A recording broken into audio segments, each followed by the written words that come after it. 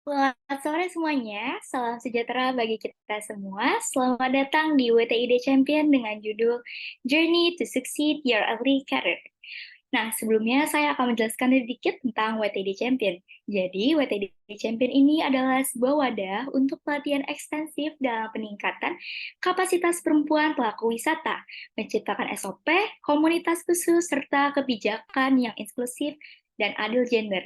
WTD Champion ini diperuntukkan oleh kelompok umum, komunitas, instansi, maupun organisasi yang bergerak di bidang pariwisata yang mempunyai tujuan untuk percepatan peningkatan kapasitas perilaku wisata. Nah, sebelumnya perkenalkan dulu dengan saya, MC kalian hari ini. Saya Arianda dari Women in Tourism Indonesia yang akan memandu jalannya cara hari ini. Sekali lagi saya ucapkan selamat bergabung semuanya.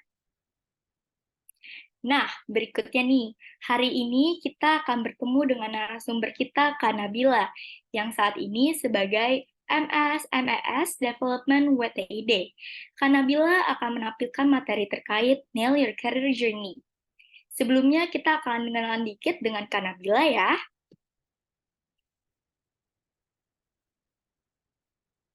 Nah, di sini udah kelihatan nih muka Kak Nabila.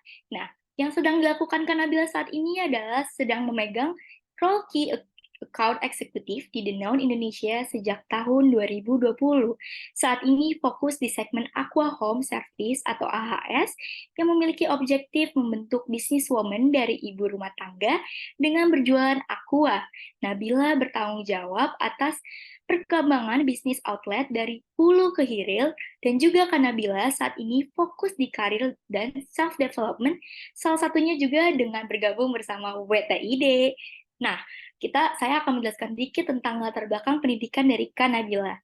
Kak Nabila itu menempuh pendidikan di S1 Ilmu Ekonomi di Universitas Gadjah Mada dalam fokus pembangunan dan internasional. Berikutnya, Kak Nabila juga candidate for Master Management di University Edinburgh 2024. Nah, sebelum saya membacakan susunan acara hari ini, saya mewakili segenap penyelenggara mengucapkan terima kasih kepada seluruh pihak yang telah mendukung dan turut mensukseskan acara hari ini. Sebelum kita masuk ke acara utama, demi kenyamanan dan kelancaran berlangsungnya kegiatan pada hari ini, kami mohon kerjasama teman-teman semua untuk mematuhi tata tertib yang diantaranya adalah peserta WTID Champion sangat diharapkan untuk berperilaku sopan saat kegiatan berlangsung. Berikutnya, kamera video dan mic peserta secara otomatis akan dimatikan oleh operator. Selama acara berlangsung, video dan mic dapat digunakan hanya dengan kontrol operator, yaitu host dan co-host, sesuai dengan arahan moderator. Berikutnya, Q&A akan dilakukan di akhir sesi pemaparan. Berikutnya juga adalah peserta akan mengerjakan pre-test di awal dan akan mengerjakan post-test setelah sesi pemaparan materi berakhir. Nah, berikutnya akses untuk materi narasumber akan diberikan nih pada akhir acara dengan berupa link Google Drive. Berikutnya yang terakhir adalah sertifikat tersedia dan akan dibagikan melalui email sesuai dengan daftar hadir peserta selama 3 hari berturut-turut. Nah, pengisiannya dapat daftar hadir melalui link yang akan diberikan pada akhir sesi di tiap harinya. Nah, terima kasih teman-teman atas kerjasamanya. Langsung saja kita berlari ke acara utama ya.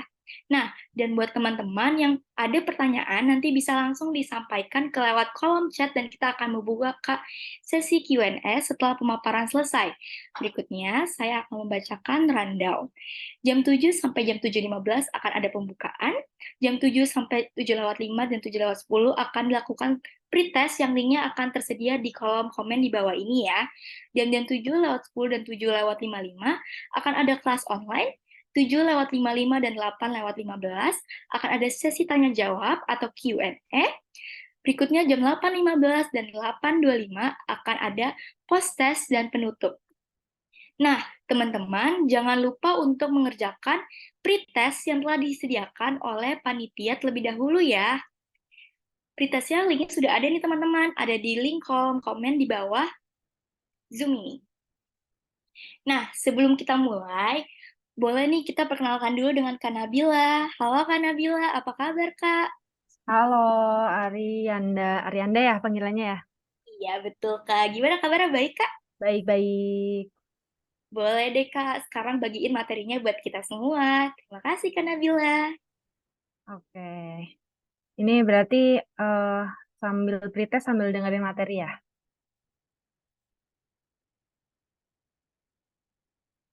Bentar.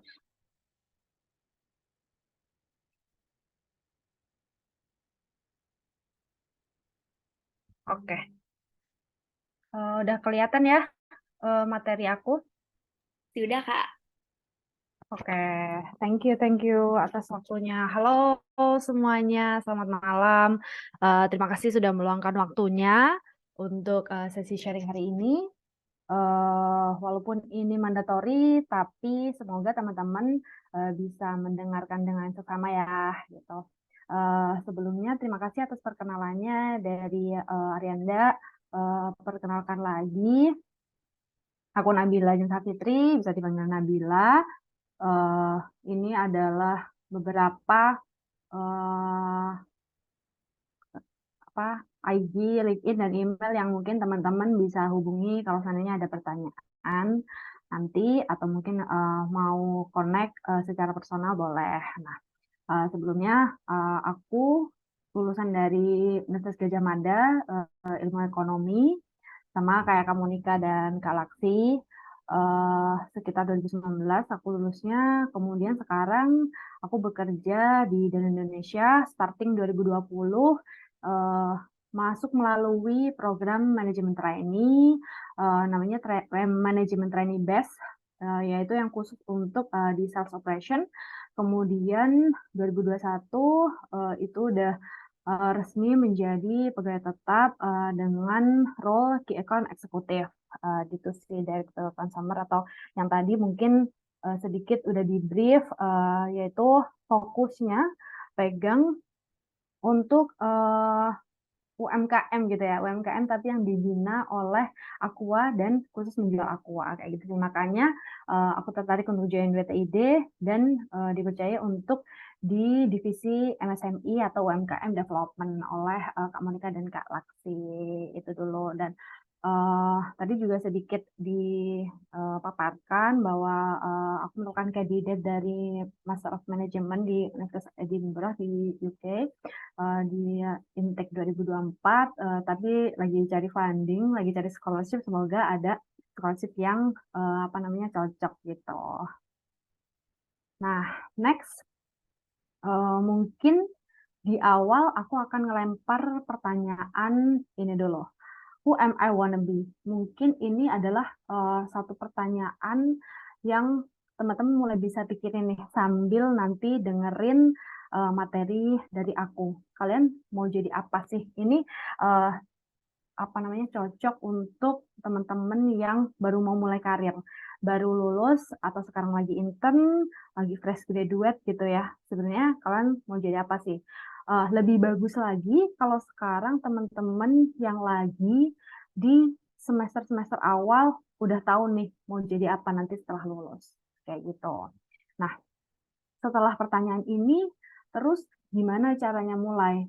Kalau udah tahu mau jadi apa, gimana caranya mulai? Kemudian setelahnya kalau udah mulai, gimana sih caranya kita bisa berhasil di role tersebut gitu.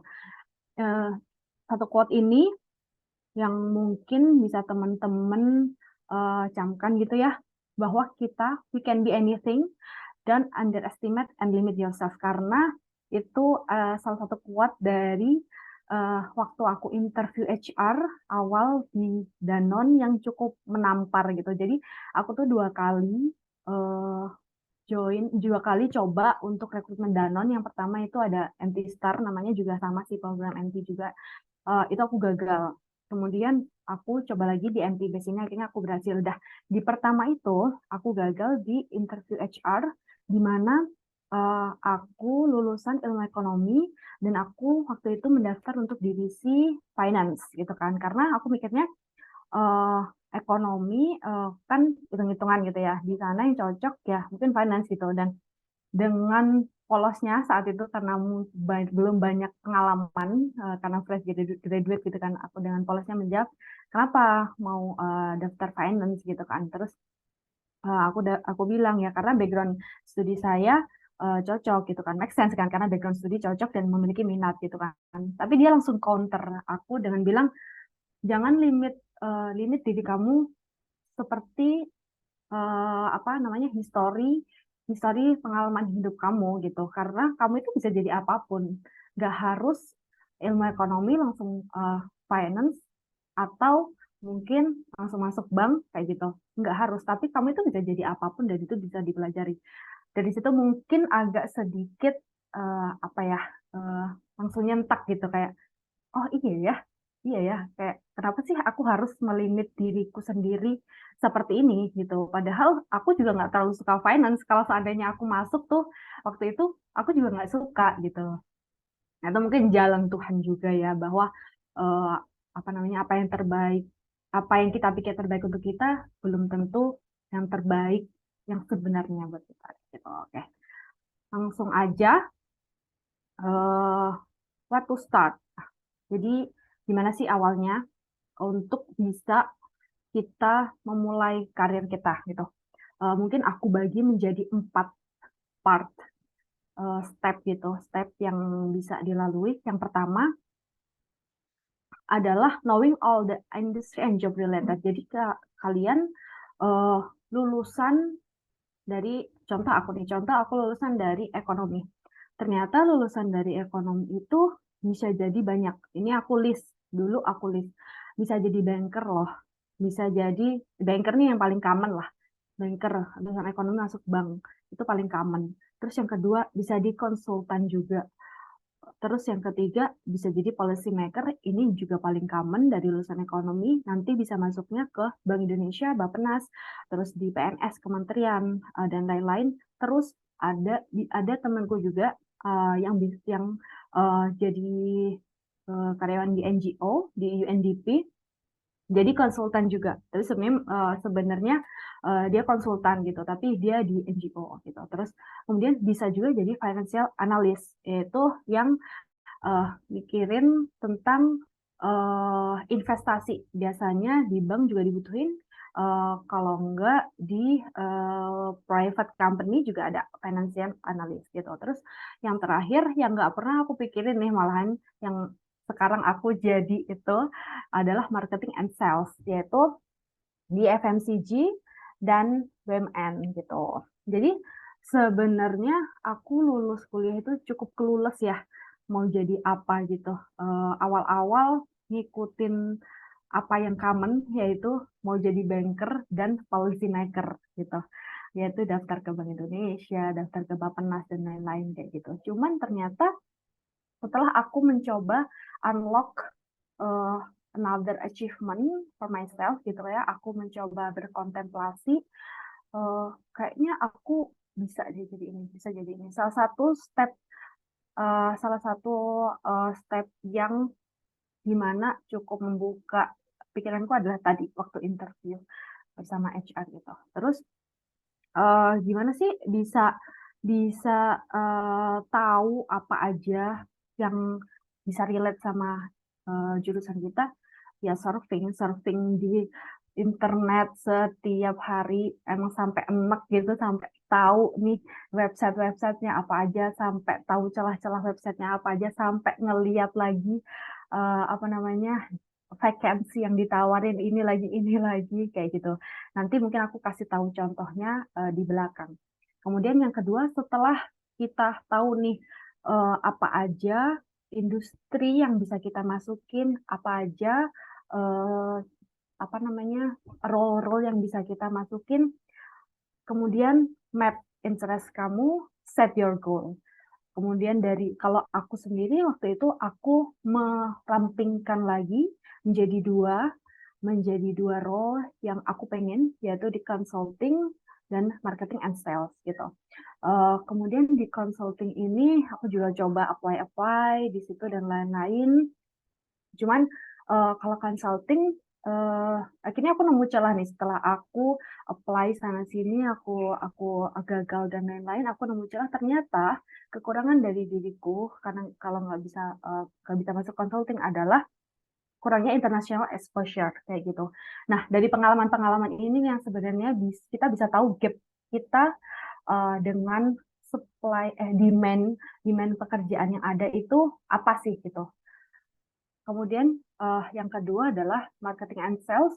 Ini aku nggak kepikiran sama sekali untuk bisa jadi market di sales awalnya gitu kan, karena mungkin eh, lulusan ya. Kalau aku dulu lulusan kuliah itu masa mau jadi sales sih gitu, kayak image sales itu masih miring ya, zaman zaman aku lulus. Nggak tahu ya kalau sekarang mungkin kalian sudah eh, apa namanya open minded bahwa sales itu nggak hanya sales yang jualan, tapi ada berbagai macam tingkatan sales dan lain-lain gitu. Tapi waktu itu aku nggak ngerti gitu. Dan eh, pas ikut MT sales waktu itu juga agak kayak, oh kok aku jadi sales sih gitu. Tapi ternyata ini adalah eh, kerjaan yang ternyata aku passionate banget gitu. Dan aku suka banget karena di dalamnya tidak hanya eh, mengasah, tidak hanya role sales yang aku pikir gitu, tapi ada berbagai eh, apa job desk yang bisa mengasah kemampuan eh, dalam diri aku atau menggali lagi kemampuan yang sebelumnya aku nggak pernah tahu aku bisa itu kayak gitu. Nah, cuman waktu itu aku set my goals-nya di FMCG ini sih. Aku bener-bener pengen masuk di FMCG ini. Terus akhirnya aku apply dari top tier FMCG sampai second tier dan sampai di bawah-bawahnya. Nah, kebetulan rezekinya di Danone kayak gitu. Nah, kemudian eh, aku suggest untuk selama journey kalian nge-set goals itu jawab dua pertanyaan ini, yaitu gimana kalian mastering your subject, gimana kalian mastering pelajaran-pelajaran kalian selama kuliah gitu, atau gimana uh, mastering your skill gitu, kayak skill mana sih yang paling kalian suka, mungkin skill public speaking atau mungkin skill untuk menghitung gitu, atau mungkin skill administratif yang lebih banyak di depan laptop kayak gitu. Nah, itu ngaruh juga sama nanti kalian mapping journey ke depannya. Kemudian yang kedua, sama ya pertanyaannya masih, siapa sih yang kalian pengen untuk jadi orang itu? Mungkin sekarang kalian ngelihat, oh aku pengen jadi kayak Sri Mulyani deh. Aku pengen apa namanya berkecimpung di ekonomi negara ini. Aku pengen berkecimpung di ekonomi Indonesia gitu. Ya udah, kalian kalau udah tahu tujuannya di situ, tinggal cari aja. Berarti aku harus ke eh, Kementerian Keuangan, atau aku harus di OJK, atau aku harus di BI gitu. Terus step selanjutnya adalah walk the talk. Jangan cuman di plan aja, tapi segera tunjukin, segera jalan, segera realisasikan plan itu. Yaitu dengan eh, yang pertama, find detailed information of the company yang pengen kalian tuju.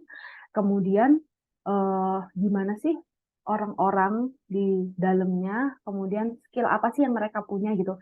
Sekarang udah banyak banget ya source, kayak eh, di Instagram tuh banyak banget akun yang live ad Danone, live ad company apa, live ad apa, itu kan nunjukin orang-orang di situ itu kayak gimana karakternya gitu. Terus juga kadang ada konten-konten lucu, tanya jawab sama karyawannya gitu kan. Nah, itu juga bisa eh, jadi apa ya, image buat kalian. Oh, ternyata kerja di company ini tuh kurang lebih kayak gini lah, walaupun bagus-bagusnya doang ya yang ditunjukin, tapi oh kurang lebih kayak gini gitu. Itu sebagai gambaran kalian juga, biar nggak ngerasa kayak aduh aku salah masuk kerja lagi deh, terus akhirnya jadi kutu loncat yang nggak tahu mau kemana, terus keluar masuk kerjaan kayak gitu. Terus yang ketiga adalah skill di situ butuh apa, kalian punya apa, gapnya apa. Itu yang harus kalian udah list juga, dan kalian penuhi gimana cara bisa mendapatkan skill tersebut. Biar bisa untuk memenuhi demand dari pekerjaan itu gitu.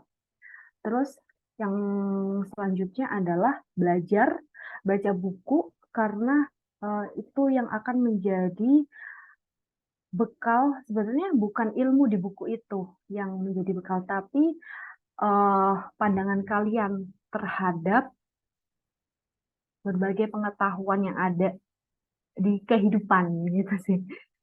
Jadi kayak pengalaman itu nggak cukup gitu. Pengalaman kalian, kegagalan kalian, pengalaman orang lain itu nggak cukup, tapi banyak banget hal yang bisa didapetin dari baca buku gitu. Sekarang teman-teman pasti udah banyak yang suka baca buku, lebih banyak sekarang kayaknya anak muda yang aware untuk suka baca buku gitu.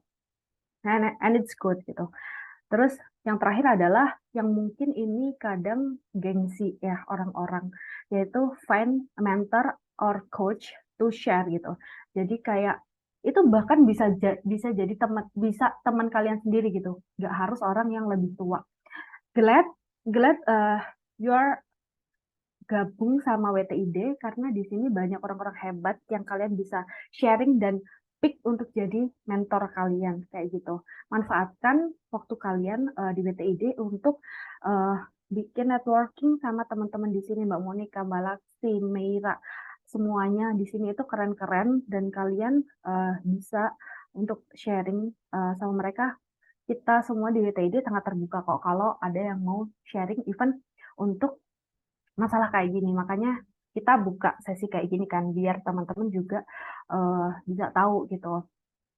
Kemudian kalau aku sendiri sih mentorku banyak ya, bahkan temenku SMA yang nggak satu kuliah itu ada temenku apa memang yang pintar banget di SMA, ya aku sharing sama dia kayak dia juga tahu aku gimana, terus sekarang dia juga tahu aku kayak gimana, jadi perkembangan aku tuh dia tahu, terus curhat-curhat masalah gimana sih kok aku kayak gini-gini, jadi kan penilaian dari diri sendiri kadang kan bias ya. Kita butuh sudut pandang orang lain untuk uh, bisa nampar kita yang bener tuh kayak gini loh gitu loh. Nah, menurutku penting banget sih untuk punya mentor sama coach. Tuh. Kemudian setelah tahu strateginya, ya udah nail your application process aja dari mulai psychotest, interview, dari mulai bikin cover letter gitu ya, dari mulai bikin CV. Nah, kebetulan besok ada sesi CV tuh sama Mbak Monica. Eh, Pokoknya bikin yang terbaik untuk proses rekrutmen karena eh, yang pertama mereka lihat kan ya dari portofolio itu. Mereka nggak tahu kalau kalian itu mungkin kalian memang baik, kalian memang bagus gitu. Tapi kalian nggak bisa apa namanya menyampaikan itu di portofolio itu, ya mereka nggak tahu. Kemudian kalau udah berjalan step-step itu tapi masih gagal, it's okay gitu. Yang terakhir adalah evaluate and change gitu. Jangan takut untuk gagal, jangan takut untuk coba lagi setelah gagal, jangan takut untuk tanya kegagalanku tuh di mana sih? Biasanya beberapa rekrutmen yang mungkin udah di tahap interview ya, bukan di tahap masih awal-awal psikotes atau CV gitu, tapi udah di tahap akhir-akhir gitu. eh, Kalian bisa tanya, sebenarnya aku kurangnya di mana sih? Gitu. Dan mungkin juga kegagalan kalian itu bukan karena kalian yang nggak bagus gitu, tapi kalian nggak cocok aja sama value company dan itu bukan hal yang buruk gitu, tapi itu malah menyelamatkan kalian dari ketidaknyamanan ketika bekerja gitu sih. Jadi eh, apa namanya di humble aja kalau seandainya ketolak pas udah akhir-akhir kayak interview user, interview HR gitu, karena itu yang nyaring kalian untuk menyelamatkan kalian nanti di dunia kerja gitu kan, ketemu orang-orang yang rese gitu kan, menghindari kalian untuk ketemu orang-orang yang nggak satu visi misi gitu lah. Jadi nggak usah takut untuk gagal karena sebenarnya itu ya namanya juga seleksi gitu kan. Kemudian setelah itu adalah develop of yourself, artinya kalian dari proses awal knowing all the industry, kemudian map interest sampai set goal, itu kalian kan pasti ada proses-proses untuk mengenal diri sendiri. Nah, itu mantepin lagi kalian itu pengennya apa, kalian itu bisanya apa, kalian itu maunya apa gitu. Itu mantepin lagi karena nggak ada yang bisa mengalahkan orang yang percaya diri dan orang yang tahu dirinya 100% gitu. Mungkin orang pinter aja tuh nggak cukup sekarang, tapi dia tahu apa yang dia mau, dia bisa deliver itu yang bakal jadi bikin orang stand out dibanding teman-teman yang lain kayak gitu. Terus selanjutnya adalah be agile. Ini adalah salah satu value company aku yang ditanamkan di karyawannya, yaitu be agile. Kalian harus bisa uh, beradaptasi bagaimanapun perubahan yang terjadi. Itu namanya agile. Jadi kayak sekarang kebijakan A gitu kan. eh Ya udah kalian bisa ngikutin. Punya prinsip boleh, tapi jangan idealis gitu. Karena company juga sulit kalau sama orang yang idealis gitu kan. Jadi realistis aja. Mungkin kalian punya prinsip, oke, gitu. Selama itu nggak bertentangan dengan company gitu kan. Terus selama kalian bisa ngikutin uh, apa namanya perubahan-perubahan yang terjadi gitu. Itu namanya agile. Kemudian yang terakhir adalah managing expectation. Ini yang penting banget sih, karena seperti yang aku bilang tadi, bahwa selama proses rekrutmen itu kalau kalian gagal, itu bukan salah kalian gitu. Itu simply memang kadang nggak match aja value-nya gitu. Makanya itu di awal sebelum pendaftaran atau kalian udah masuk di sesi-sesi interview nih, biasanya yang paling menyenangkan dan menegangkan ya, oh udah di sesi interview, di tahap interview nih itu yang paling menyenangkan dan menegangkan ya, kadang banyak juga gagalnya gitu.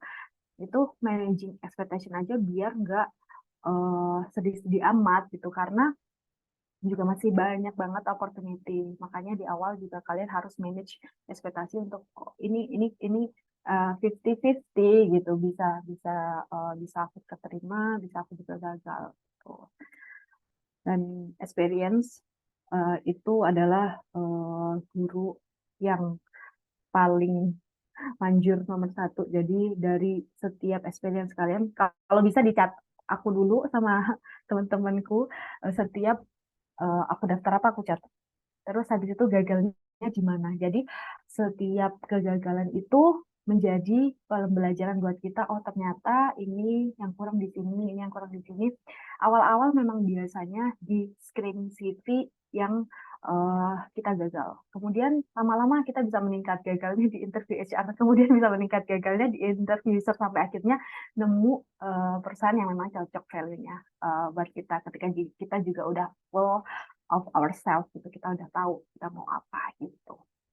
Jadi tetap experience adalah uh, yang paling berharga buat kalian. Itu sih.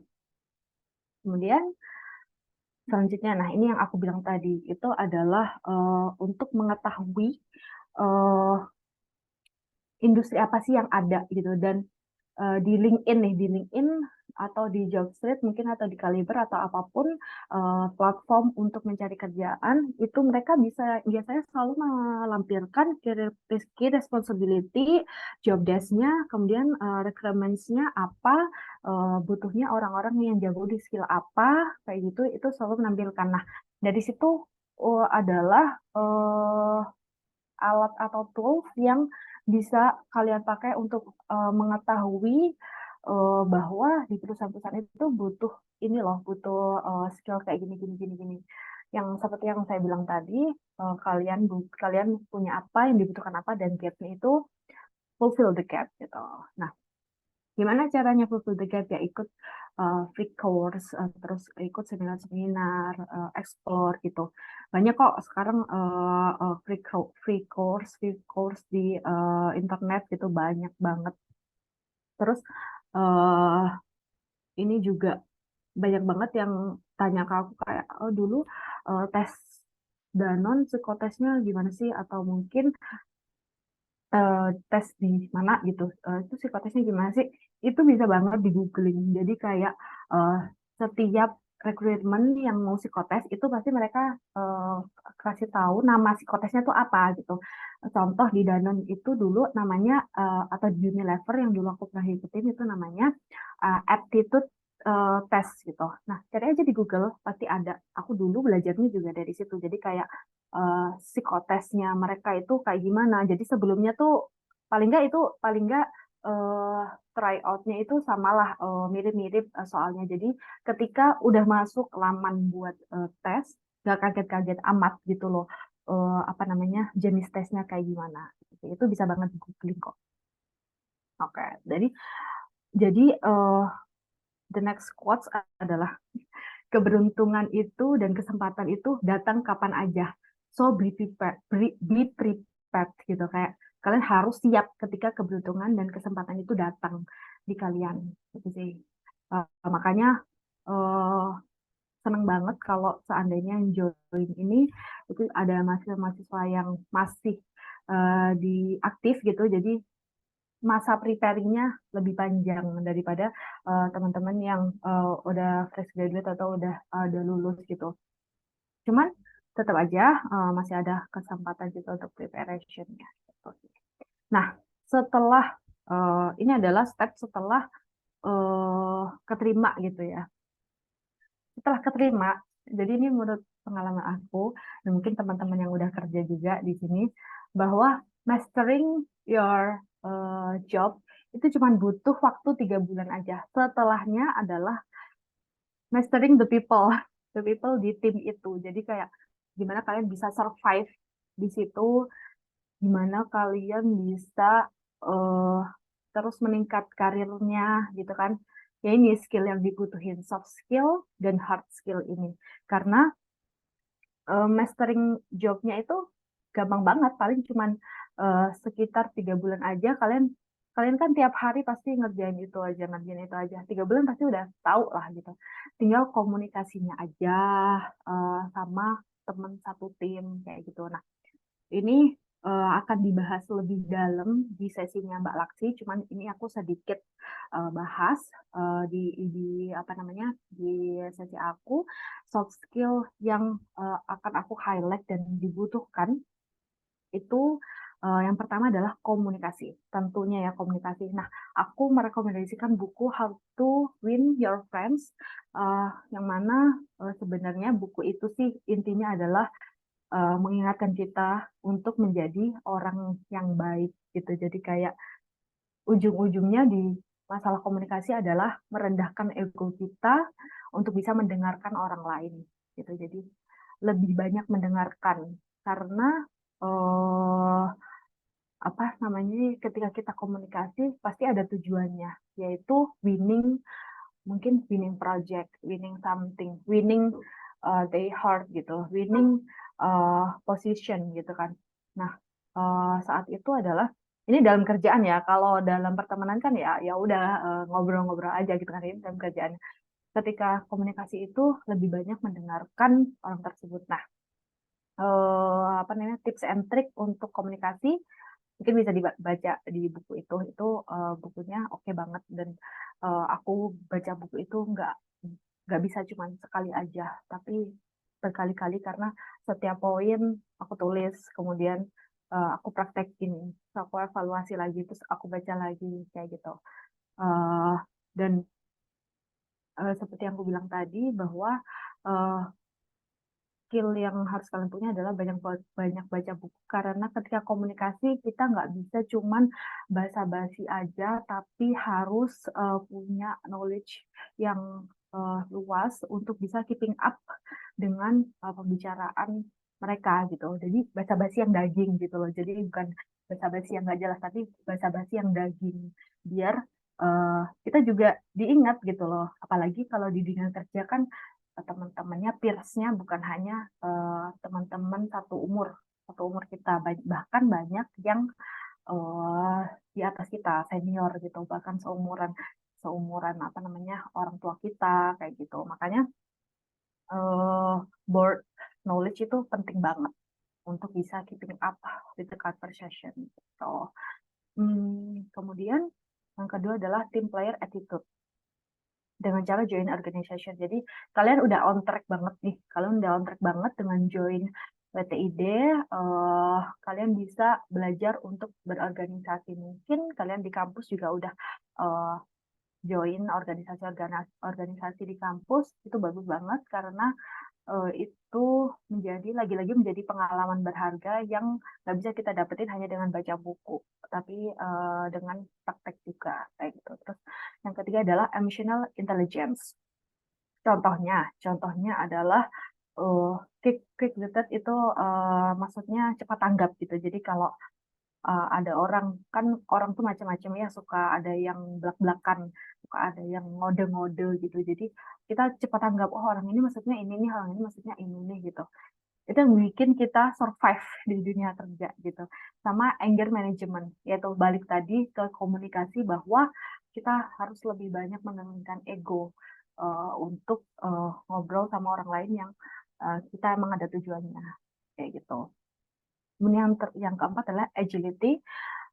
Ini aku ulang lagi, soft skill yang emang penting banget, yaitu agility, be agile, karena ini memang uh, biasanya ini juga muncul di tes-tes psikotes sih, kayak kalian bisa nggak dengan perubahan gitu, terus bagaimana cara kalian menyikapi perubahan gitu, itu untuk melihat agility kalian. Nah, orang ini bisa nggak sih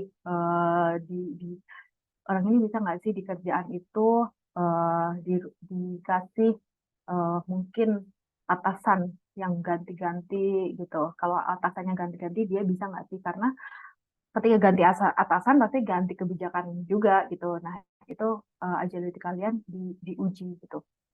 Nah, gimana caranya ya? Ya, push your limit, sacrifice comfort zone. Karena kita nggak bisa kalau cuman uh, nyaman di dunia kita sendiri gitu. Untuk menjadi uh, orang yang kalian pengen tadi ya, who you wanna be in the future gitu, ya harus bisa push your limit. Kalian bisa, aku bisa apa lagi sih? Aku bisa apa lagi sih gitu. Mungkin sekarang aku cuman bisa apa namanya senang baca buku gitu. Kemudian nextnya aku bisa nulis karena baca doang sama nulis itu beda ya, pasti skill yang dibutuhkan. Kalau baca, oh ya baca kan pasif ya, kalau nulis kan aktif, harus ada proses untuk mengolah mengolah data dan lain-lain, mengolah pengetahuan gitu kan, untuk bisa jadi tulisan yang daging gitu kan. Nah, itu sih memang harus sacrifice beberapa hal, kayak mungkin sacrifice jam tidur yang kalian bisa biasanya comfort zone-nya tidur 8 jam gitu, mungkin harus disacrifice cuma 5 jam untuk belajar gitu.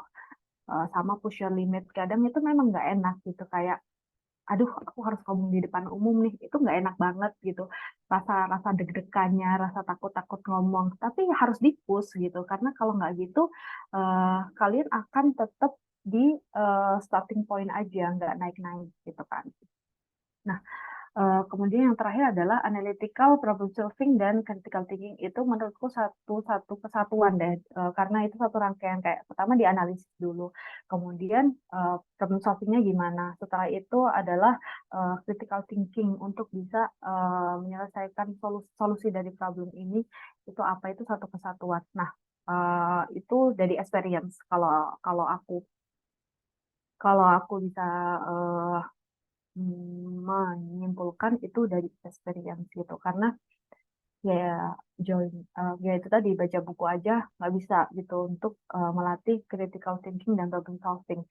Eh, Caranya adalah ya dari join organisasi gitu, dari ngobrol sama orang gitu. Nah,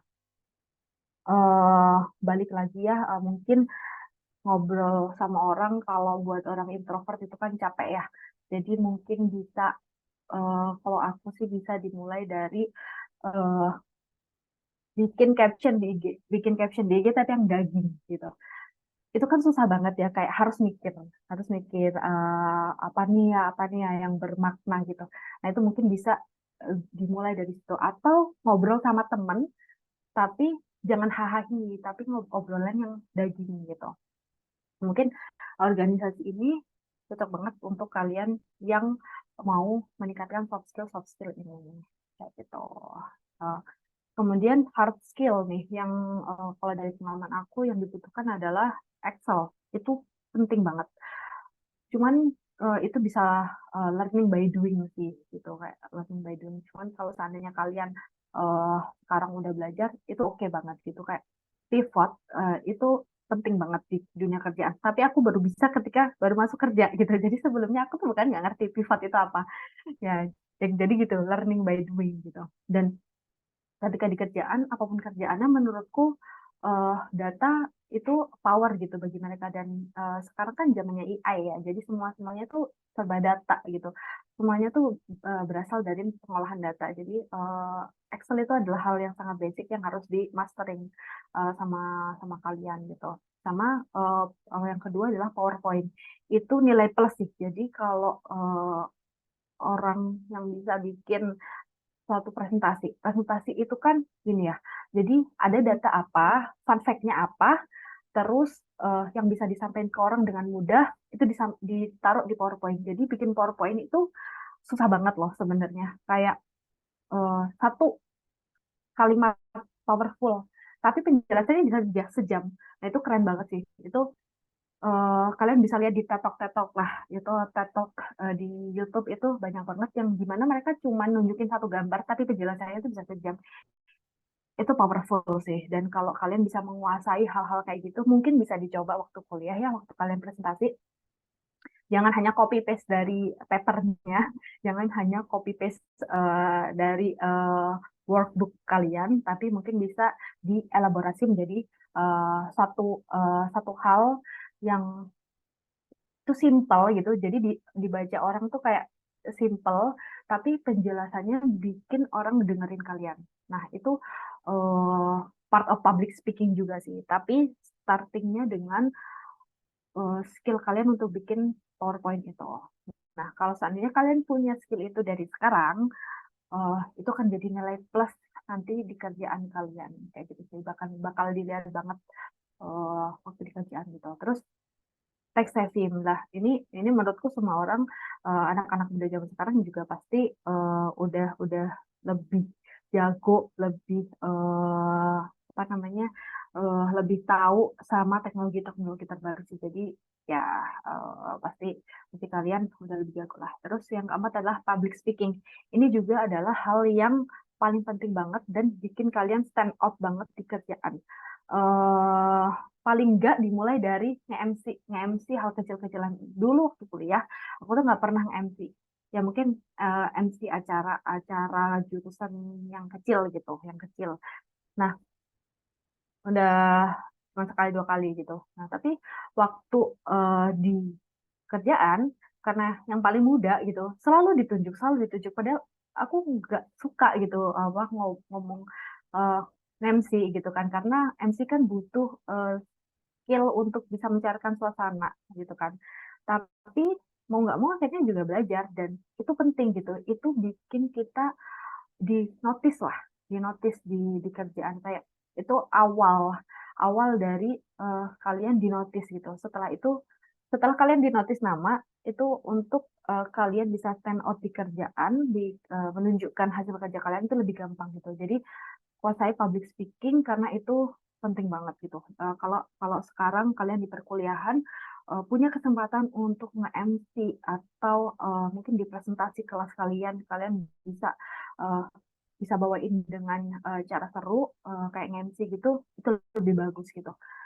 Itu sih. Terus bisa juga itu sangat berguna untuk pitching atau kita apa ya, pitching itu mempresentasikan uh, suatu produk kita gitu biasanya untuk orang yang lagi tender gitu sih kalau pitching. Eh, ini penting juga sebenarnya kalau di kerjaan itu eh, bukan tender ya, tapi kita mempresentasikan kerjaan kita lah. Biasanya kita mempresentasikan kinerja kita selama ini gitu kan. Nah, itu bisa juga disebut pitching. Jadi kayak gimana cara kalian bisa semenarik mungkin untuk bisa membawakan diri kalian ketika presentasi. Gitu. Kemudian language itu bahasa Inggris itu basic banget ya. Jadi kalau ada orang yang nggak bisa bahasa Inggris, menurutku saat ini itu kayak nggak mungkin gitu. Kayak sekarang tuh pasti semua orang udah bisa bahasa Inggris gitu loh. Kayak itu hal yang basic yang harus dimiliki. Karena, nah lagi-lagi itu adalah suatu nilai plus buat kalian di kerjaan itu yang bisa bikin kalian stand out karena kadang gitu mungkin kalian tidak bergabung di perusahaan multinational company yang tidak tidak bos-bosnya bukan bule gitu tapi mungkin suatu saat nanti perusahaan kalian akan membutuhkan ekspansi sampai ke luar negeri kalau kalian jago bahasa Inggris pasti kalian akan lebih kelihatan dan mungkin bisa membantu bos kalian untuk bikin bikin suatu hal atau komunikasi dengan mereka gitu. Nah, itu lagi-lagi adalah poin plus buat kalian gitu. Terlebih lagi kalau kalian bisa mastering bahasa lain, mungkin yang yang common ya kayak bahasa Jepang, bahasa Cina, apalagi Cina ya. Cina tuh banyak banget yang membutuhkan kayak banyak kan perusahaan-perusahaan Cina yang mau ekspansi gitu. Mungkin perusahaan kalian lagi butuh investor gitu dari Cina ya. Kalian bisa bahasa Cina, oh nilai plus banget tuh pasti. Kemudian bahasa apa ya Jerman, Prancis itu yang common sih biasanya dibutuhkan gitu. Jadi it's good kalau kalian masih ada kesempatan untuk belajar bahasa lain selain Inggris gitu ya.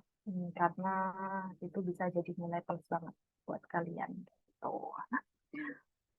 Yang terakhir adalah mindfulness ini sebenarnya kunci dari semua eh, step-step yang dilakuin mulai dari awal.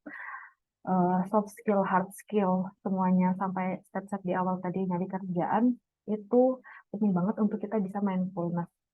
Mungkin kalian udah common sama kata-kata ini, yang kata-kata yang sejak 2022 kayaknya udah booming banget, atau mungkin sejak 2020 ya, itu udah booming banget mindfulness. Sebenarnya apa sih? Sebenarnya itu adalah tahu diri kalian 100% maunya apa. Jadi kalau mau ngomong sama orang tuh gampang gitu. Kalau kalian ngobrol sama orang tuh gampang gitu. Kayak aku tuh maunya ini gitu. Terus aku mau dari kamu tuh ini gitu. Itu lebih gampang dan lebih menunjukkan inner beauty sih menurutku. Orang-orang yang udah mindfulness kayak gini. Walaupun even sekarang aku juga masih belajar ya untuk bisa mindfulness. Nah, gimana cara-cara mengasah hal ini adalah banyak banyak-banyak journaling, ngomong sama diri sendiri. eh Kayak sesimpel abis baca buku, terus dipahami, diresapi, ini udah terjadi belumnya di aku, kayak gitu. Itu satu step untuk kalian bisa mengenal diri sendiri. Gitu sih. Kemudian yang kedua adalah peer talking, itu adalah ngomong ngomong tapi ngomong yang daging gitu. Ini mungkin bisa kalian seperti yang aku bilang tadi bisa di apa namanya dipraktekkan dengan teman gitu. Jadi eh ngomongnya sama teman coba iseng-iseng ngomong tapi yang daging gitu kayak kalian 5 tahun lagi eh mau jadi apa gitu itu kan berat banget ya. Terus eh pokoknya omongan-omongan yang daging gitu lah. Mungkin bisa jadi dari bikin caption tadi yang seperti yang aku bilang. Terus mentoring. Nah, mentoring ini juga udah aku mention tadi di awal. Dan exploring tuh exploring diri sih. Ini juga berawal dari pasti caranya sama satu berawal dari kontemplasi. Jadi memang harus diem, harus meluangkan waktu untuk mikir gitu sebenarnya aku selama ini udah ngapain, sebenarnya aku ini siapa gitu. Sebenarnya aku ini maunya apa gitu. Gitu sih. Nah, salah satu journey yang mungkin kalau aku boleh sharing, salah satu journey mindfulness aku adalah setelah eh, di awal aku lulus, aku bisa keterima di FMCG yang salah satu dari yang aku pengen dari list yang aku pengen gitu kan aku keterima kayak kerja kerja namanya juga anak baru ya masih nggak ngerti kerja tuh gimana gitu kan. Nah, udah belajar ngalir aja ngalir ngalir ngalir tiba-tiba udah 2 tahun gitu kan waduh udah 2 tahun masa gini-gini aja gitu. Nah akhirnya ada satu momen 2 tahun ini ada satu momen intinya tiba-tiba pas nyetir gitu kayak 2 tahun ini cepet banget terus aku udah ngapain aja ya gitu kan. Nah itu adalah satu proses mindfulness gitu. Jadi kayak mengetahui diri sendiri kayak gimana gitu. Nah setelah itu aku melihat kerjaanku, oh aku kerja kok kayak robot gitu, cuma disuruh suruh bos aja ngelakuin ya udah, tapi nggak ngerti sebenarnya makna dari kerjaan aku kayak gimana gitu.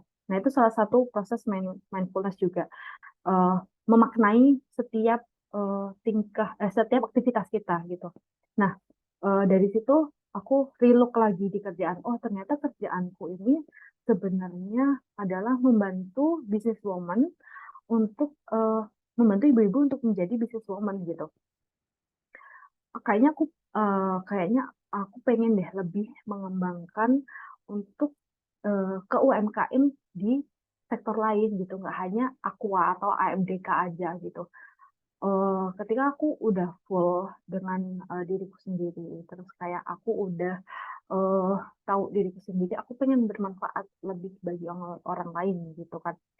Dengan experience yang aku dapat, aku bisa bermanfaat nih di sektor UMKM yang kemudian aku ketemu Balaksi, we sharing same hometown gitu ya. Terus akhirnya ada WTID ini, aku ngobrol dan lain-lain sama Balaksi sama Monica. Ternyata di WTID ini selain fokus banget, fokus utamanya di women empowerment, gender equality, yang mana juga lain sama kerjaanku, membantu ibu-ibu untuk jadi business woman gitu kan.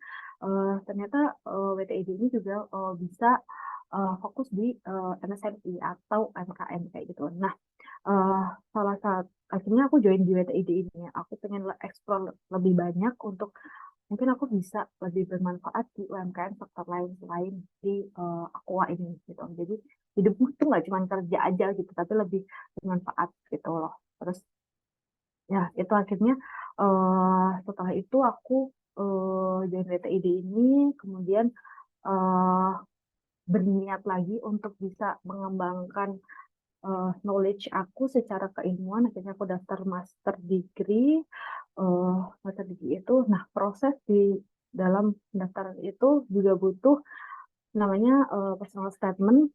Nah itu di situ aku berkontemplasi lagi lebih dalam bahwa eh, kerjaanku ke depannya itu mau kayak gimana sih gitu kan.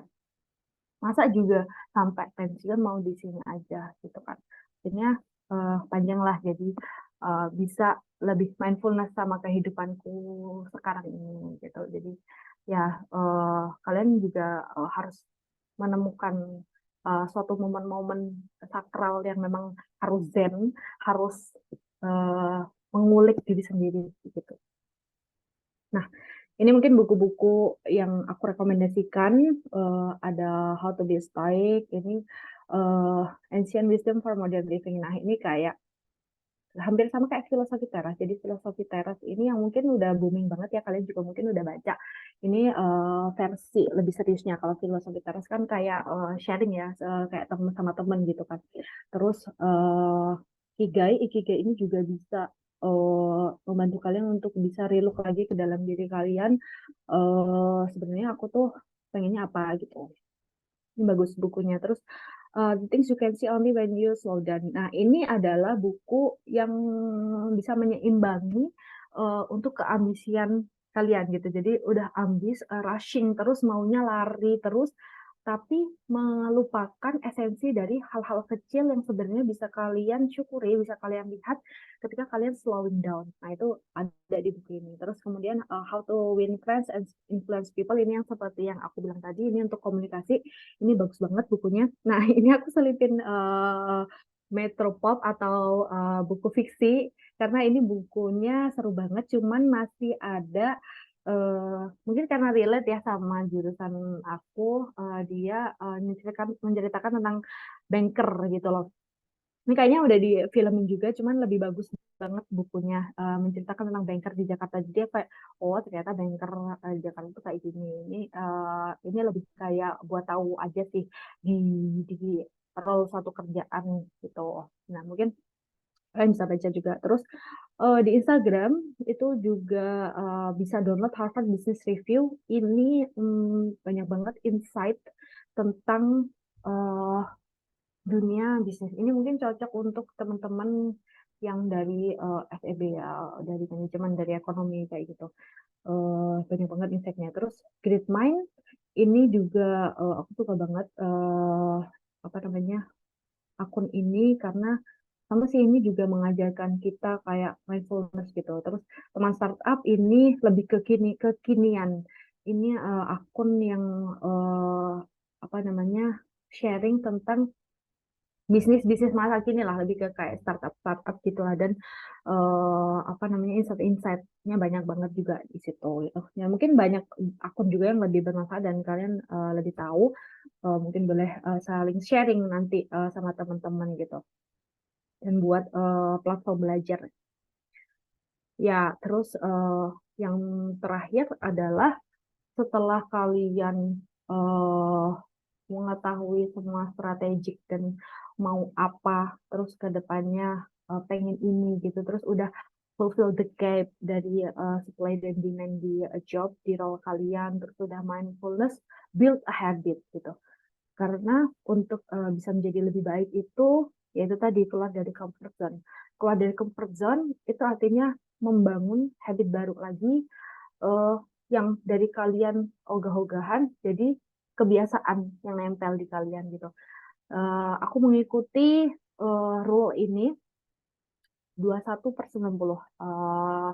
Itu 21 days, do regularly, jangan ada skip sama sekali. Jadi contoh kalian mungkin pengen habit yang suka olahraga gitu ya. 21 hari eh itu strike harus olahraga, tapi jangan yang berat terus ya, karena nggak baik juga olahraga berturut-turut yang berat terus gitu. Tapi paling nggak ada stretchingnya gitu. Terus 90 hari itu akan menjadi habit gitu. Mungkin juga ada buku Atomic Habit ya, tapi bagiku itu terlalu berat sih bukunya, kayak uh, ngajarin kayak apa ya, mendikte banget habit yang harus kita bangun, tapi jadi aku nggak cocok lah sama buku itu intinya gitu. Jadi ini rule yang simpel banget. 21 hari kalian melakukan itu regularly, itu akan menjadi tanpa tanpa skip ya, tanpa skip itu dalam 90 hari nanti akan menjadi habit. Tapi eh ada satu rule-nya juga bahwa dalam 21 hari itu nggak boleh di skip 2 kali. Skip sekali boleh, tapi di skip 2 kali nggak boleh karena selanjutnya akan berat banget untuk mulai. Itu sih. Itu tips and trick untuk membuat habit. Last, dream is achieved by ordinary people with extraordinary determination. Jadi siapapun itu boleh bermimpi gitu kan. Tapi yang bisa achieve itu yang bisa meng, yang bisa menggapai itu adalah hanya orang-orang luar biasa yang memang punya kekuatan untuk bisa konsisten menggapai mimpi itu. Ini adalah opening dari personal statement aku yang bisa buat aku keterima di Universitas Edinburgh itu sih. Gitu. Dan satu lagi, kalau uh, mimpi itu uh, tidak tidak menakutimu, itu bukan mimpi yang besar. Jadi kalian udah pasti pernah dengar itu. If it's don't scare you, it's not big enough gitu. So yeah, so who are you wanna be? Oke, gitu aja mungkin. Terima kasih banyak Kak Nabila telah menyampaikan ilmu yang sangat menarik dan tentunya memperluas wawasan kita semua ya Kak mengenai materi Nail Your Career Journey dan kiat-kiatnya untuk membangun karir. Nah, selanjutnya nih kita akan membuka sesi tanya jawab untuk seluruh peserta. Saya akan persilakan 3 orang penanya terlebih dahulu. Nah, untuk teman-teman, apabila ada yang ingin ditanyakan atau didiskusikan, boleh dong tulis di kolom chat atau raise hand dan menyampaikan secara langsung. Gitu, teman-teman. Nah, aku pengen ngobrol juga nih sama Kak Nabila sebelum nungguin teman-teman ini buat nanya ke kakak. Aku juga tadi tuh setuju banget sama pertanyaan Kak Nabila bahwa kita tuh sebenarnya harus siap dengan semua kesempatan. Jadi tuh kita harus gampang kayak apa ya, harus siap gitu buat nyamperin kesempatan itu. Soalnya aku kadang sendiri juga atau teman-teman nih aku yakin banget kalau misalnya suka takut kalau ngambil suatu kesempatan, takut salah, terus lain-lainnya gitu loh Kak. Tapi kalau kita nggak coba kan tentu kita nggak bakal dapet juga ya Kak pengalaman. Ya, benar banget, Ari. Gimana nih teman-teman, ada yang mau nanya? Boleh langsung ke kolom chat atau juga raise hand langsung. Nih Kak, kita dari satu pertanyaan dari Kak Emma Elvira. Pertanyaannya adalah, Kak, gimana Kak kita nentuin hal yang kita suka ketika kita suka dua hal yang berbeda-beda? Apakah keduanya bisa dilakukan bersamaan? Boleh dijawab, Kak Nabila? Bisa aja dilakuin bersamaan. Eh, Contoh nih apa nih ya, hal yang disuka, kalau seandainya itu masih dalam satu bidang yang sama, itu malah bisa saling apa ya, saling melengkapi gitu. Jadi kalian jadi tambah punya nilai plus yang lebih banyak gitu. Kalau seandainya itu di dua bidang yang berbeda, contoh mungkin suka di akuntansi sama suka di olahraga gitu ya, sama-sama passionate. Ya, life is choice gitu. Kalian mau jadi atlet atau mau jadi kerja kantoran, balik lagi. Itu makanya itu balik lagi kalian mau jadi apa sih kayak gitu. Tapi uh, jika hal yang disukai itu masih dalam satu bidang itu makan jadi nilai plus juga, makin nambahin nilai plus kalian gitu sih. Oke, makasih Kak Nabila. Berikutnya kita juga ada pertanyaan kedua nih dari Kak Putri. Nah, pertanyaannya adalah, Kak, saya kan fresh graduate dari jurusan yang sebenarnya bukan passionku. Aku lulusan sastra Inggris, yang dimana karirnya pasti di dunia kreatif. Sedangkan aku nggak kreatif. Itu gimana ya, Kak? Nah, ya ini bisa mungkin eh, sebagai saran aja mungkin bisa ngikutin dari apa namanya yang step yang aku sampaikan tadi. Dan ingat bahwa don't underestimate yourself, don't limit yourself. Kan ini udah ngelimit nih. Aku lulusan sastra Inggris, di mana karirnya pasti di dunia kreatif. Padahal sebenarnya bisa lebih luas daripada itu gitu.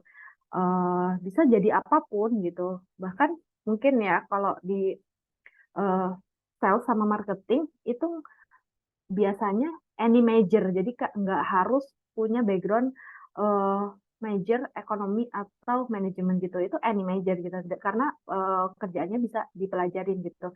Nah, kalau seandainya kamu nggak kreatif, balik lagi kamu tuh pengen jadi apa sih? Nah, setelah itu kamu cari kerjaan atau perusahaan-perusahaan yang kamu pengenin gitu. Rekrutmennya apa, terus job desk-nya apa. Nah, kalau seandainya kamu pengen banget di situ, ya udah kejar gap kamu, gap supply sama demand di job itu apa gitu. Karena ini contoh nih ada satu pekerjaan yang mungkin gak ada kuliahnya, yaitu project manager. Project manager itu sekarang banyak banget dibutuhin di startup, yaitu kerjaan yang membuild satu produk yang cocok untuk di pasaran gitu. Itu banyak banget dibutuhin di startup yang itu ada apa nih kelas kelas online-nya, banyak banget kelas online-nya untuk itu. Jadi orang-orang yang kuliahnya entah apa sastra atau ekonomi atau akuntansi apapun itu intinya kayak kuliah lagi tuh di situ dengan short course untuk bisa jadi product manager gitu karena product manager itu nggak ada kuliahnya gitu loh tapi itu adalah suatu ilmu baru yang sekarang lagi banyak demand-nya banget dan setahu aku sih waktu waktu dulu itu karena nggak banyak supply-nya gitu kan nggak banyak yang bisa untuk jadi project manager ini oh dia gajinya gila-gilaan gitu karena supply-nya sedikit demand-nya banyak kayak gitu sih. Nah kalau mungkin kamu nggak mau di sastra gitu yang harus nulis gitu kan atau mungkin biasanya sastra itu sastra Inggris atau sastra apa sastra yang lain itu kayak ini ya jadi editorial gitu ya jadi apa reviewer jurnal gitu ya atau jadi penerjemah buku gitu ya. Nah, mungkin kamu nggak suka ya ya udah jangan limit diri kamu untuk jadi yang lain gitu. Atau kalau itu harus mulai dari nol, tapi worth, ya bikin timeline, strict to the timeline, strict to the schedule, sampai kamu bisa nail it gitu. Itu sih menurut aku. Oke, pertanyaan ketiga ya Kak, dari Kak Amelia. Kak, apa sih sign-nya kalau kita nggak cocok sama satu company? Let's say, karena company culture or jenis kerjaannya. Dan gimana caranya menentukan harus step up to move atau stay aja? Any tips Kak? Hmm, Kayaknya kalau kita nggak cocok sama satu company itu eh, bisa aja bisa aja kelihatan pas proses recruitment, yaitu kalian ketolak pas proses interviewnya itu, atau mungkin kalian ada senior yang kerja di situ, terus kalian tahu kesehariannya di situ. Nah, kalian udah bisa lihat tuh di company itu ternyata behaviornya, culture-nya kayak gini nih, ternyata nggak cocok. Nah, itu bisa dicek itu. Tapi kalau udah terlanjur masuk, sign-nya adalah bisa kelihatan dari kebijakan-kebijakan di company itu gitu. Contoh nih, mungkin di company itu membeda-bedakan antara cewek sama pekerja cowok. Mungkin bisa dilihat dari perlakuan apa namanya, bos kamu di sana gitu. Karena sebenarnya perlakuan perlakuan orang-orang di situ itu merupakan habit dari senior-senior sebelumnya. Jadi kayak kalau seandainya di situ company-nya, di situ bos kamu atau eh, tim meetingnya suka marah-marah gitu, ya itu sebenarnya habit yang udah dibangun dari bertahun-tahun. Jadi bukan semerta-merta karena bos kamu aja yang ini, tapi itu habit gitu. Jadi kalau udah kayak gitu, mungkin kamu nggak suka nih kok kayak gini sih, apa namanya, setiap meeting selalu dimarahin, selalu di marah-marah lah intinya gitu. Ya udah, itu adalah satu sign di mana memang kamu nggak cocok gitu sih. Jadi menurutku itu bisa dilihat di sense dari eh, day to day, daily activity aja di sana gitu. Dan kalau apa tadi pertanyaan, gimana caranya menentukan harus step up to move atau stay aja? Step up to move atau stay aja itu subjektif banget ya. Itu subjektif banget, itu berasal dari diri kalian sendiri. Kayak ada orang yang tahan dimarah-marahin dengan culture yang dia nggak cocok karena dia butuh duit karena udah punya keluarga, itu ada gitu. Kalau seandainya kamu nggak punya beban apa-apa, ya udah move aja gitu, cari kesempatan yang lain uh, yang memang lebih baik buat kalian gitu. Ya, makanya itu subjektif, balik lagi ke diri kalian. Untuk mengetahui keputusan yang terbaik, mungkin kalian bisa mentoring sama teman kali mungkin lebih eh, dewasa lah, kalian anggap dewasa, atau mungkin dengan kakak, atau mungkin dengan orang tua gitu. Ya itu mentoring itu sih gitu. Oke Kak, makasih. Ini juga ada pendapat lama gini nih dari Kak Putri. Kak Putri kayaknya lagi bingung banget juga nih Kak. Boleh dong Kak dibantu lagi. eh Kak, aku baca dulu. Aku malah tanya gimana apa tahu yang dari itu karena sama ngomong. Kita kuliah pulang dulu semuanya di jam bukan typing. Sebenarnya magang itu juga merupakan portofolio selain kamu lulusan dari apa. Jadi kayak kalau kamu pernah magang di sisi HR, itu bisa memperkuat juga bahwa eh, kamu ada ketertarikan di bidang HR itu. Kalau seandainya sekali, dua kali daftar untuk di HR, eh, belum bisa karena mungkin eh, pengalamannya dianggap kurang gitu ya. Coba lagi intern untuk jadi HR. Coba lagi intern-intern gitu lah untuk jadi HR gitu.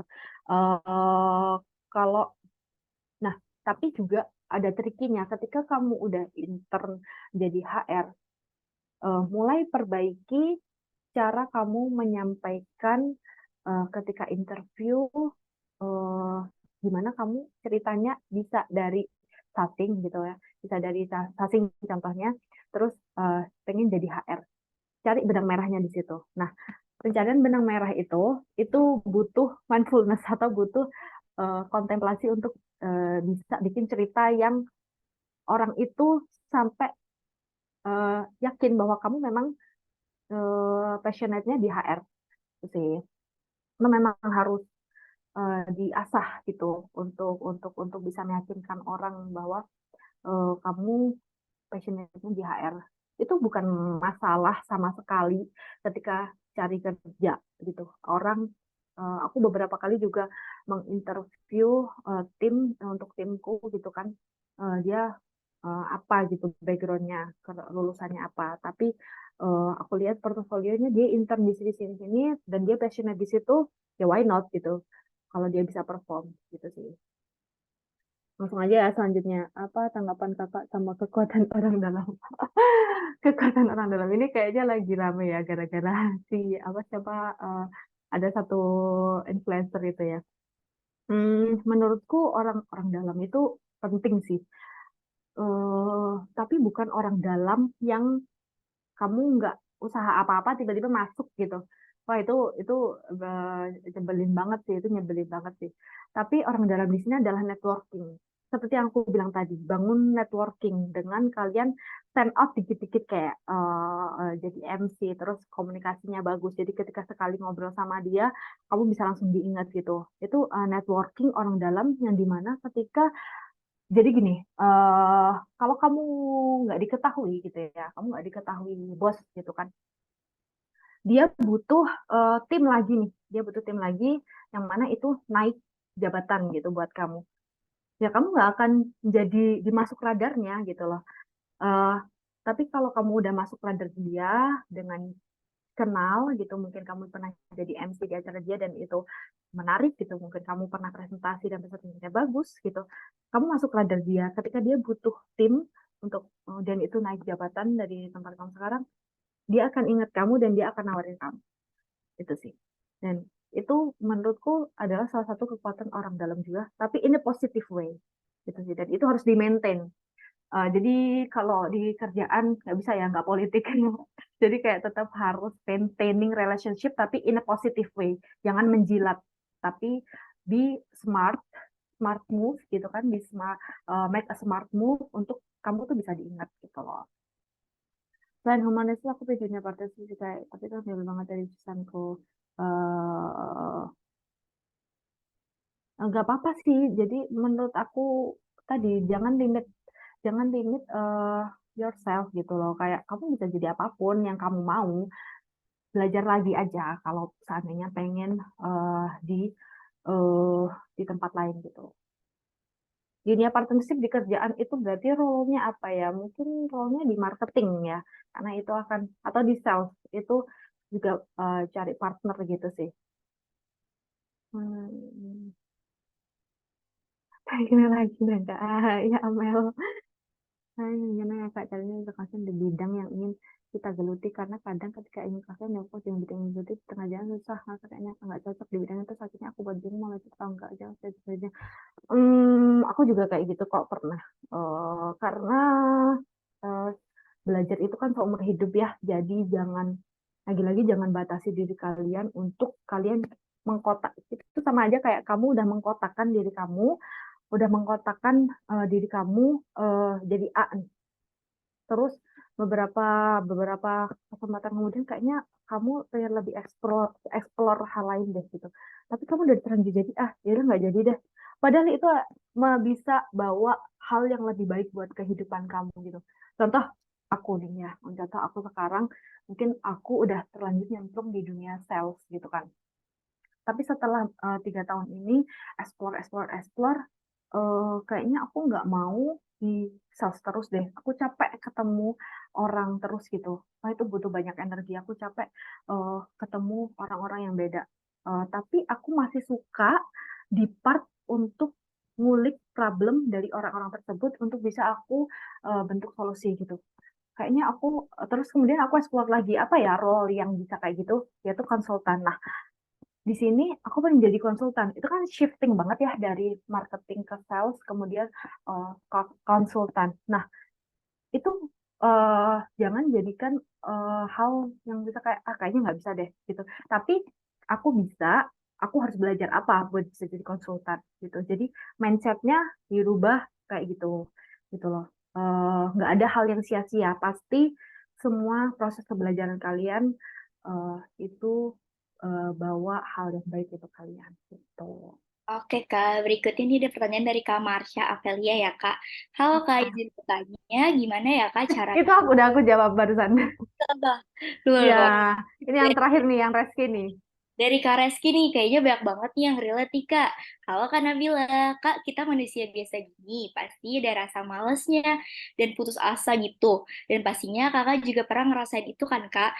Nah, ada tipsnya dari kakak buat nge-push diri or upgrade diri agar tidak leha-leha dan nggak ketinggalan jauh dalam mencari ketertarikan kita dalam suatu hal. Oke. Sorry ya, tadi aku mandiri banget ya, tak baca-baca sendiri, tak jawab-jawab sendiri. Kalau ini itu tipsnya adalah cari community yang bisa mendukung kamu gitu. Jadi hmm, apa namanya? Kalau kamu mau jadi, kalau kamu mau jadi apa namanya ustadz gitu ya, ya ikuti terus pengajian gitu. Kalau kamu mau jadi apa namanya orang yang rajin membaca, ikut eh, klub klub membaca. Kalau kamu mau komit atau mau explore atau mau berkontribusi di women empowerment, ya udah on track ikut BTID gitu. Eh, Makanya caranya adalah deket-deketlah sama temen, banyak sharing sama temen yang memang satu visi misi sama kamu. Karena eh, secara tidak sadar kita akan saling berkompetisi. Oh, dia udah bisa ini nih, berarti aku udah harus bisa ini. Oh, dia kayak gini nih, berarti aku harus kayak gini gitu. Secara nggak langsung itu akan apa namanya berkompetisi gitu loh. Jadi ya find supportive community aja sih gitu. Nggak apa-apa kalau rasa rasa males itu biasa juga, mungkin kita butuh 1 or 2 day for a break gitu, kayak buat leha-leha aja, nggak ngapa-ngapain, nggak mikir untuk nonton drakor aja, itu nggak apa-apa ya. Itu seperti yang tadi aku bilang, ada buku bahwa the things you can see only when you slow down, jadi nggak harus kita rushing terus kok, nggak apa-apa untuk break gitu. Oke deh Kak, terima kasih banyak kepada Kak Nabila atas jawabannya dan terima kasih pada teman-teman yang sudah bertanya ya. Nah, untuk mereview materi dari Kak Nabila tadi, teman-teman dapat mengerjakan post-test pada link yang telah ada ya. Dan jangan lupa isi presensi. Oh iya nih teman-teman, jangan lupa besok masih ada WTID Champion hari kedua yang membahas tentang CV dan portofolio dan akan diisi oleh Kak Monik. Yang pastinya tidak kalah seru, set remindernya jangan lupa ya. Nah, setelah itu mari kita melaksanakan sesi foto bersama. Untuk teman-teman yang tidak berhalangan bisa menyalakan kameranya ya. Yuk, semua on cam yuk.